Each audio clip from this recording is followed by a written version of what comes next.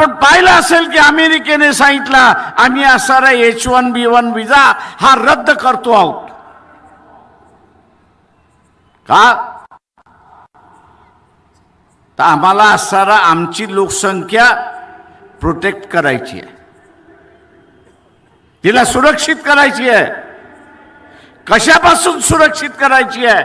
बाहेरचा आलेला माणूस काही वर्षानंतर या देशाचा नागरिक होईल आणि काही देशाचा नागरिक झाला तर उद्याची इथली सत्ता जर त्याच्या ताब्यात घेतली तर हा इमिग्रंट जो आहे, बाहेरचा आलेला माणूस जो आहे, तो या देशावरती राज्य करेल आणि आमच्या लोकांना गुलाम करेल अशी असणारी परिस्थिती. मोदीने फक्त भारतालाच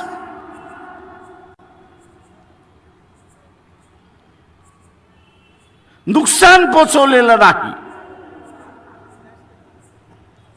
भारतालाच नुकसान पोचवलेलं नाही, तर त्यांनी जे भारतीय इतर देशामध्ये राहिलेले आहेत त्यांना त्या देशातून हकालपट्टी करण्याची परिस्थिती आणून त्या ठिकाणी ठेवली. उद्या त्यांची हकालपट्टी झाली तर इथे आल्याशिवाय राहणार नाहीत आणि तुम्ही आम्ही सगळेजण मग त्यांना पोसायचं कसं याची चिंता आपल्याला त्या ठिकाणी राहणार. जगभर मोदी फिरला,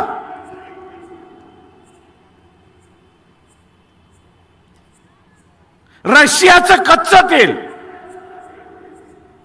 मोदी जगभर अंबानी मार्फत विकत राहिला, रिलायन्स मार्फत विकत राहिला.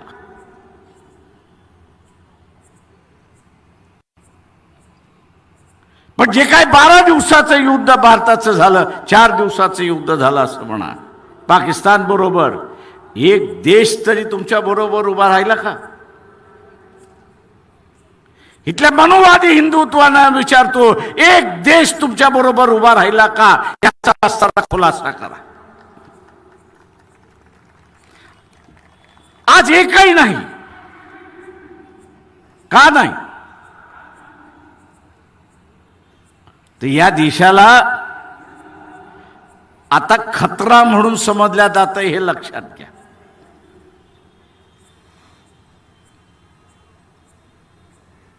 या देशाचे जे राजकारण करतात आहेत, सत्तेमध्ये आहेत, RSS BJP आहे, त्यांना असणारा जग आता खतरा म्हणून समजायला लागलेला आहे.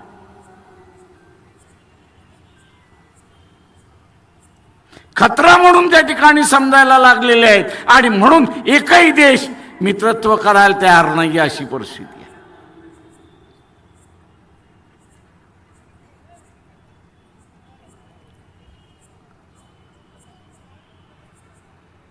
जगभरात मित्र नाही अशी असणारी परिस्थिती.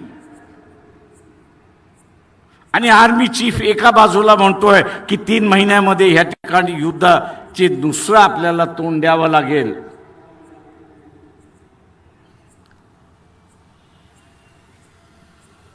पाकिस्तानला आज मदत कोण करते? अमेरिका करते, इंग्लंड करते, फ्रान्स करते, जर्मनी करते, चायना करते आणि रशिया सुद्धा करते अशी असणारी परिस्थिती.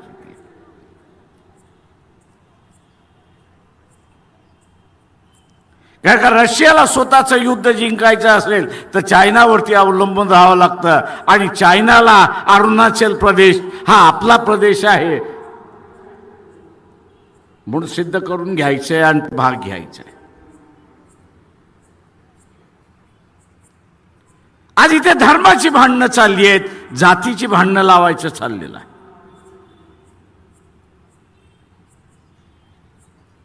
इथला मीडिया जो आहे तू ह्याची चर्चाच करायला तयार नाही, त्याच्यावरती बोलायला तयार नाहीये.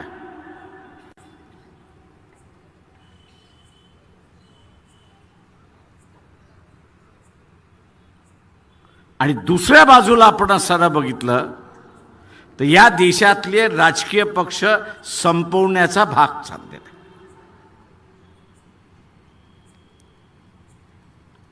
विडाच उचललेला आहे.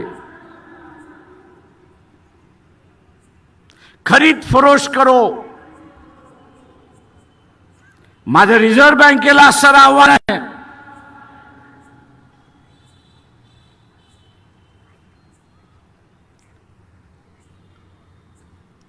की मोदीने असं नोटा बदलण्याचा कार्यक्रम केला, त्यावेळेस सांगण्यात आलं की 16 लाख कोटी अशा काहीतरी नोटा होत्या, आणि रिझर्व्ह बँक स्वतःच सांगते की आम्ही असताना फक्त 15 लाख अमुक अमुक कोटी नोटा पुन्हा छापल्या. अरे हे त्या 1 कोटीचा असणारा 1 लाख कोटीचा असणारा जो फरक आहे नोटांचा, तो गेला कुठे?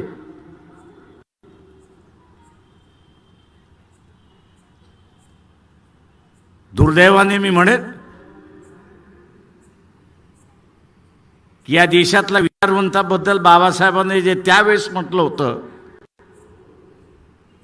ते आज खरं व्हायला लागलं. तो म्हटला इथला इंटेलेक्च्युअल क्लास आहे, इथला विचारवंताचा वर्ग आहे. पण बाबासाहेब म्हणाले होते दुर्दैव आहे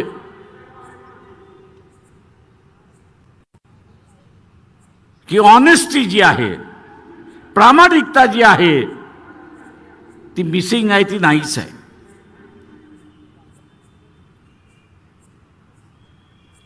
ती त्याच्या स्वतःशी सुद्धा इमानदार नाही अशी असणारी परिस्थिती आहे.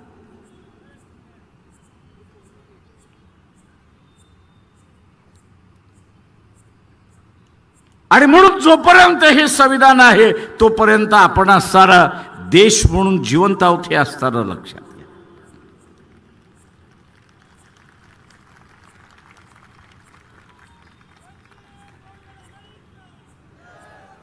एका स्कॉटलंडच्या असणाऱ्या सभासदाचा असणारा, पार्लमेंटमधल्या सभासदाचा असणारा उदाहरण देऊन बाबासाहेब असं म्हणाले होते की तुमची इच्छा असेल की आमच्यावरती राज्य करावं. त्याचं भाषण बाबासाहेबांनी तिथे असणारं मांडलं होतं, आणि त्यांनी असं मांडलं की तुमची इच्छा असेल की आमच्यावरती राज्य करावं, पण आमची इच्छा आहे की आम्ही स्वतंत्र राहायला पाहिजे. त्याचं काय?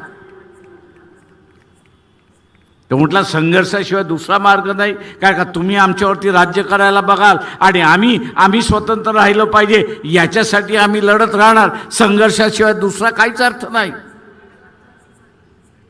ए मोहन भागवत, आव्हान करतो तुला की जे संविधान बदलतोयस ते म्हणतोयस, जे संविधान बदलतोयस ते म्हणतोयस, 15 दिवसामध्ये तुम्ही दाखल केलेलं असणारं संविधान या देशामध्ये चर्चेला सुरुवात करा. बाबासाहेबांनी लिहिलंय म्हणून आम्ही म्हणत नाही.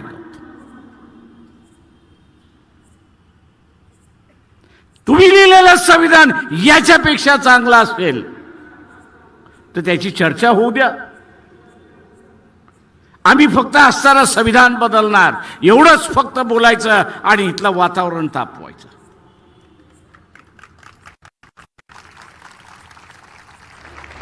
आम्ही संविधान बदलणार एवढंच म्हणायचं आणि वातावरण तापवायचं.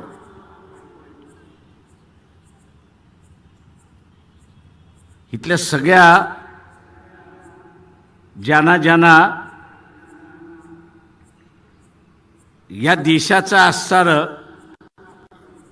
सेक्युलरिझम संपवायचं आहे, निधर्मीवाद संपवायचा आहे आणि धार्मिक वाद बसवायचा आहे, त्यांना माझं असणारं सांगणं आहे आपल्याबरोबर पाकिस्तानलाही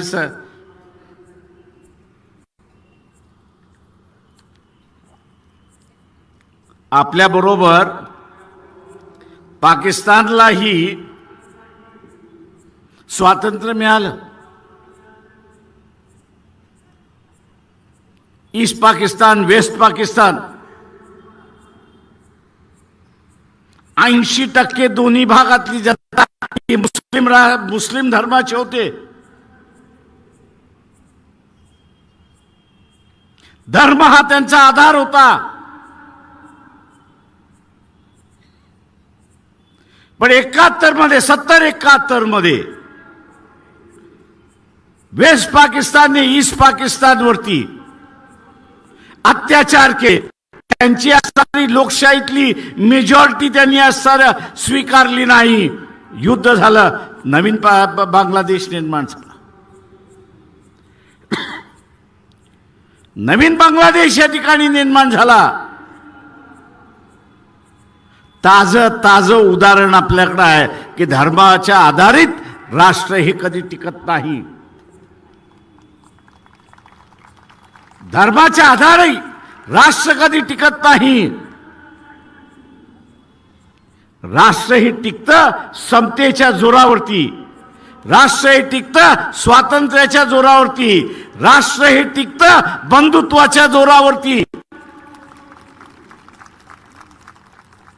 सन्मानाच्या जोरावरती.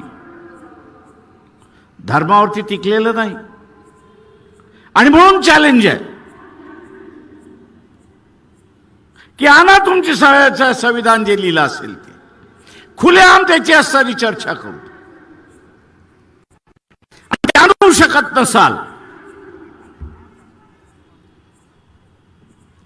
ते आणू शकत नसाल तर या देशाच्या विघटनेला तरी खातपाणी घालू नका, एवढी माझी विनंती आहे.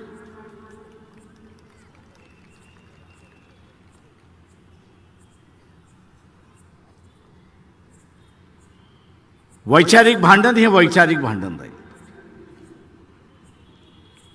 आज वैचारिक भांडणाचं युद्धामध्ये दिसतंय. दोनदा युद्ध थांबवली मी.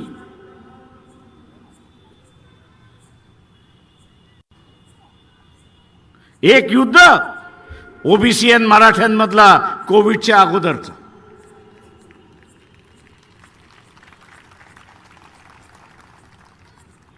ओबीसी आणि मराठ्यांमधलं कोविडच्या अगोदर.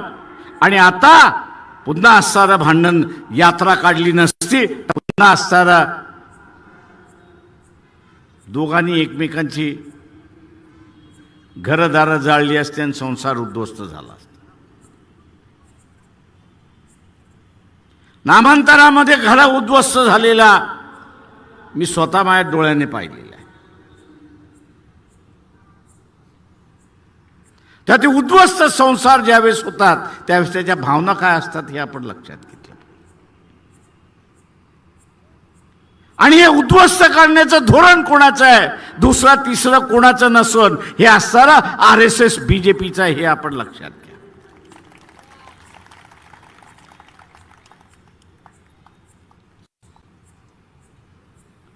आणि म्हणून आम्ही असणारं इथं आव्हान करतोय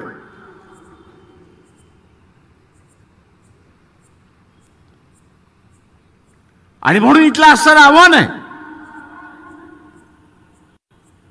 की या देशावरचं जे संकट आहे, या देशाला जे असणारं एकही मित्र नाही, त्याचं कारण हेकेखोरपणा आहे, हे लक्षात घ्या. आणि हा एकेखोरपणा कोणाचा, तर या देशाच्या पंतप्रधानाचा नरेंद्र मोदी. मी विश्वगुरु, जगतगुरु, आणि अमेरिकेकडे भीक माग आणि रशियाकडे भीक माग अशी असणारी परिस्थिती.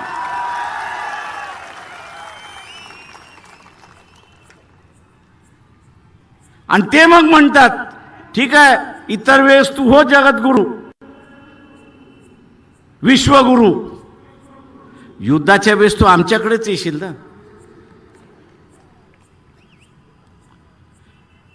तेव्हा तुला हत्यारच आम्ही देत नाही, मग काय होणार आहे.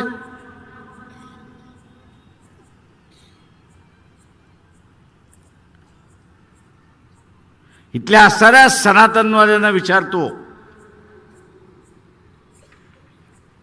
उद्या युद्ध झालं आणि अमेरिका असेल, इंग्लंड असेल, फ्रान्स असेल, जर्मनी असेल, रशिया असेल, चायना असेल, हे जर पाकिस्तानला हत्यार देणार असेल तर तुम्ही टिकणार आहात का.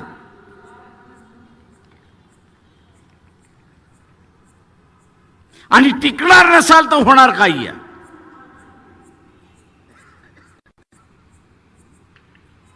ज्याची चर्चा या ठिकाणी केली जात नाही ती म्हणजे भारत हा जगातला सगळ्यात मोठा मार्केट आहे, हे लक्षात घ्या. बाजारपेठ आहे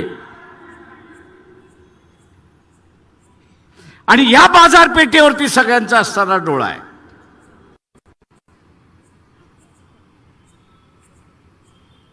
अगोदरच्या सरकारने थोडं सगळ्यांना असताना दरवाजे उघडे केले आणि आपले संबंध जपले.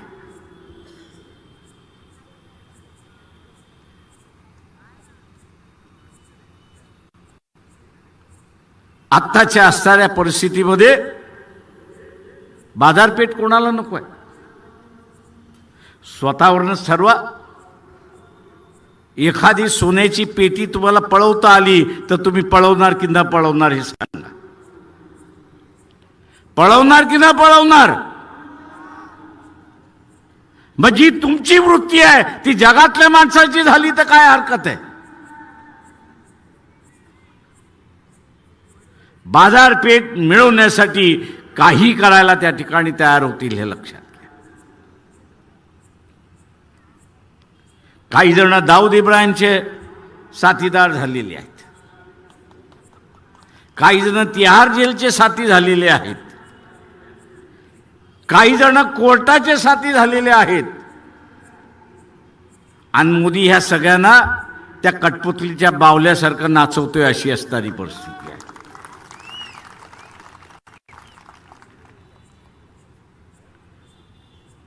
काही दिवस हा तमाशा व्यवस्थित चालला, पण आता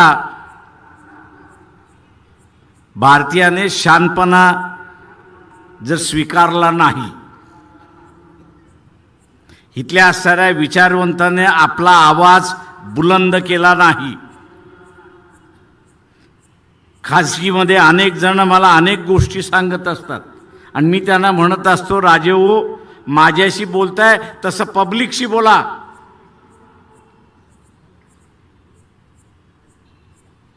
ते म्हणतात कसं काय प्रकाशराव पब्लिकशी बोलायचं, बसलेला आहे ना. म्हटलं कोण.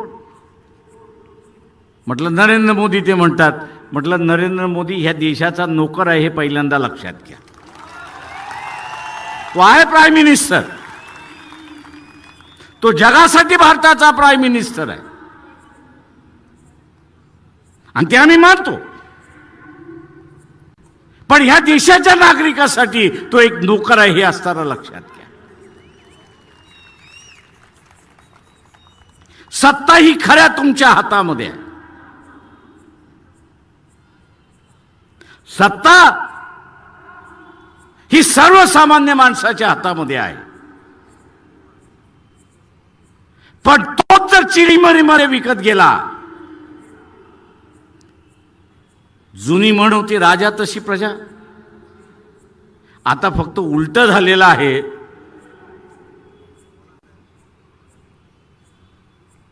की प्रजा तशी राजा. आता ही म्हण उलटी झालेली आहे. प्रजा तशी राजा. प्रजा जर बेईमान असेल तर राज्यकर्ता कुठला असणार, इमानदारीत राहणार आहे.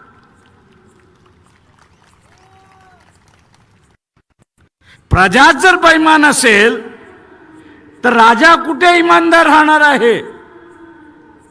त्याच्याही अंगात येते तसं नरेंद्र मोदीच्या अंगात येले. आणि तो म्हणतो डोनाल्ड ट्रम्प कोण, तो म्हणतो पुटिन कोण, तो अमुक म्हणतो कोण. आता डिसेंबरला त्यांनी असणारा पुटिनला बोलवलंय, 5 तारखेला येईल. आणि आम्हाला हे हत्यार दे, ते हत्यार दे, ते हत्यार दे, असं रडत रडत त्या ठिकाणी बसणार.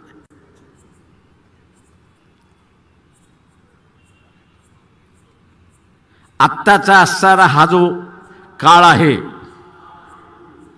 आपण आपल्या प्रश्नावरती तर लढतो. आरक्षणाचं असेल त्याच्यावरती लढतो, अभिमानाचा आहे त्याच्यावरती लढतो, बेरोजगारी आहे त्याच्या विरोधात लढतो. पण त्याच्याच बरोबर जे प्रश्न नव्हते ते मोदींनी आता निर्माण केले, हे लक्षात घ्या.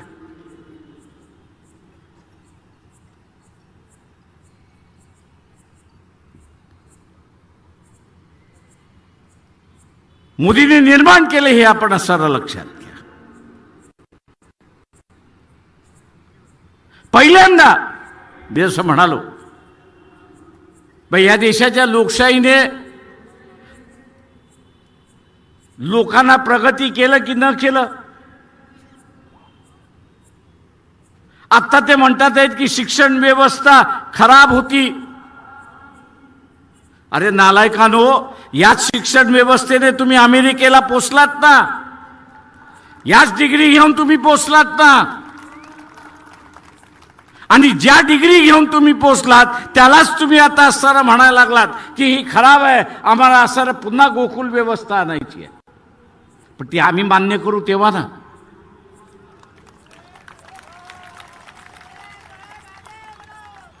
जुन्या गोकुळाची तुम्ही जर व्यवस्था केली ते इथले 70% लोक ही शिक्षणच घेऊ शकत नाही अशी परिस्थिती आहे.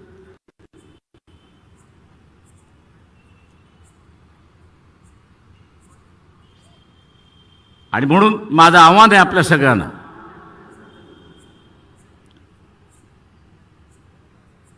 की या देशातली विरोधी पक्षाची भूमिका, या देशातली विरोधी पक्षाची भूमिका ही आता वंचित बहुजन आघाडीच्या खांद्यावरती आलेली आहे. पण मी म्हणालो तसं खांद्यावरती आलेली आहे, वंचित बहुजन आघाडीच्या मतदारावरती आलेली आहे.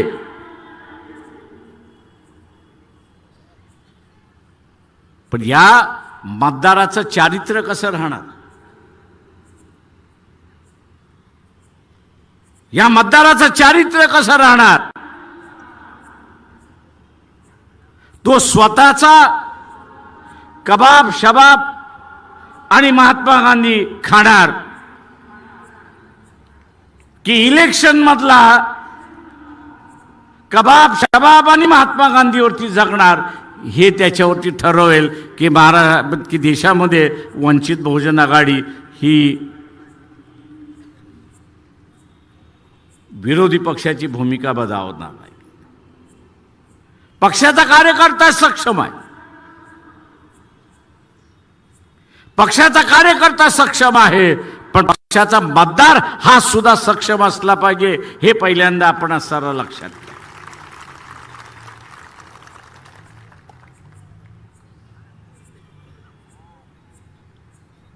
पक्षाचा मतदार हा सुद्धा सक्षम असला पाहिजे. आणि ज्यावेळेस पक्षाचा मतदार सक्षम असेल त्यावेळेस या देशातले विरोधी पक्षाची भूमिका ही आपण निभावू शकतो आणि निभावू शकतो, हे आपण लक्षात घ्या.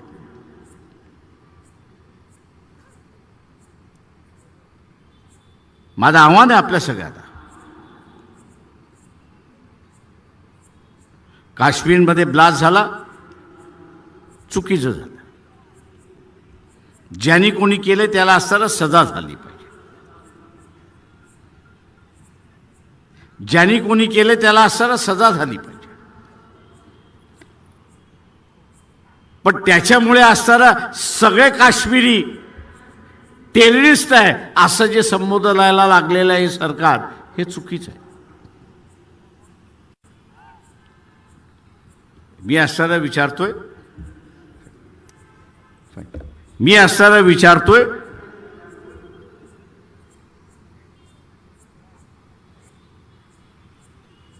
मालेगावचा ब्लास्ट,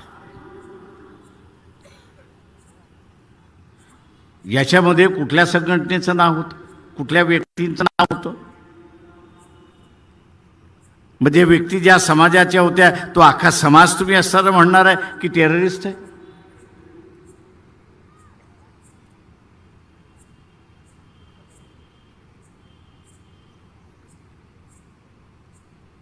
हे जे मार्किंग केलं जाते, ब्रँडिंग केलं जाते, हे देशाच्या एकतेला सगळ्यात मोठा धोका आहे, हे लक्षात घ्या. राष्ट्रीय पक्ष संपले, एकच राहिलेले आहे भारतीय जनता पक्ष. उरलेले सगळे प्रादेशिक पक्ष झालेले आहेत. उरलेले सगळे प्रादेशिक पक्ष झालेले आहेत. कदाचित उद्या येणाऱ्या काळामध्ये जे राष्ट्रीय पक्षांचं झालं ते या रिजनल पार्टीचं सुद्धा होईल. मग काय, खुलं मैदान, जे पाहिजे ते करा. जे समाजामधलं असणारं युद्ध, जाती जातीमधलं असणारं युद्ध, धर्मामधलं असणारं युद्ध या देशाच्या वाटचालीवरती आहे हे आपण लक्षात घ्या. आणि ही देण कोणाची आहे तर ही देण RSS BJPची आहे हे आपण सरळ लक्षात घ्या. आणि म्हणून जे संविधानवादी आहेत ते राष्ट्रवादी आहेत हे आपण लक्षात घ्या. जे संविधानवादी आहेत ते राष्ट्रवादी आहेत. जे मनुवादी आहेत ते ह्या देशाचे विघटक आहेत हे आपण लक्षात घेतलं पाहिजे. जे मनुवादी आहेत ते ह्या देशाचे विघटक आहेत. आणि म्हणून आपण बघत असाल की या देशाचं विघटन गेले 2500 वर्ष झालं. कधीतरी अशोक राजा आले त्यांनी केलं, शिवाजी महाराज आला त्यांनी केलं, दक्षिणेमधले असणारे चोला आले त्यांनी काही केलं नाही, तर उरलेली सगळं यांनी यावं त्यांनी टिळकी मारून जावं अशीच परिस्थिती आहे. आणि मी इथल्या तमाम भारतीयांना असणारं आवाहन करतोय की या परिस्थितीतून बाहेर पडायचं असेल तर स्वतःशी असणारा खूनगाठ बांधा की माझं मत हे मी RSS BJP कुठल्याही पक्षाला देणार नाही. हे जर आपण असणारं ठरवलं तर आपण असणारं या ठिकाणी शांततेने राहू शकतो, नाही तर अशांतता या ठिकाणी पसरणार. आपण आपल्या प्रयत्नाने ज्यांना ह्या देशाचं विघटन करायचं आहे त्यांना यशस्वी होऊ देणार नाही याची खूनगाठ आपण सगळ्यांनी या ठिकाणी बांधली पाहिजे. ही खूनगाठ आपण बांधली पाहिजे.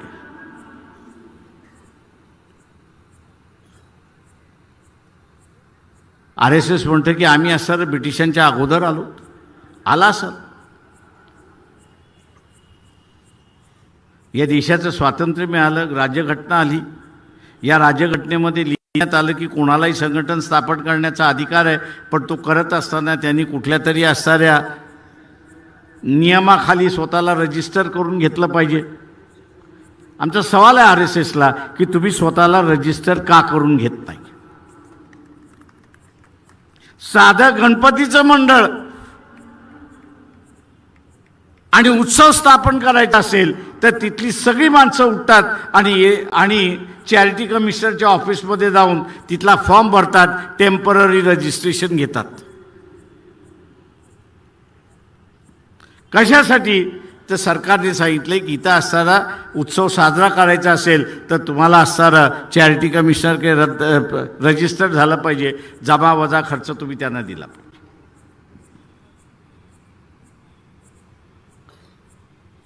मोहन भागवत तुम्ही सांगा की तुम्ही रजिस्टर का स्वतःला करत नाही. इथल्या कायद्यासमोर तुम्ही झुकत का नाही. तुम्ही का हे दाखवताय की कायदा आमच्यापेक्षा मोठा आहे. हे आम्ही मोडून काढल्याशिवाय राहणार नाही. औरंगाबादच्या कोर्टामध्ये यांच्या विरोधात पुन्हा केस दाखल झालेली आहे की तुम्ही रजिस्टर का केलं नाहीत एवढं सांगा म्हणून.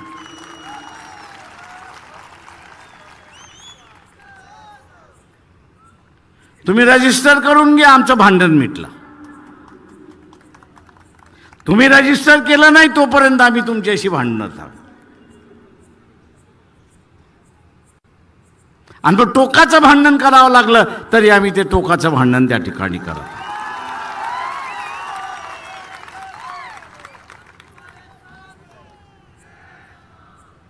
त्या औरंगाबादचे पोलीस आता असणारं मला घाबरतात.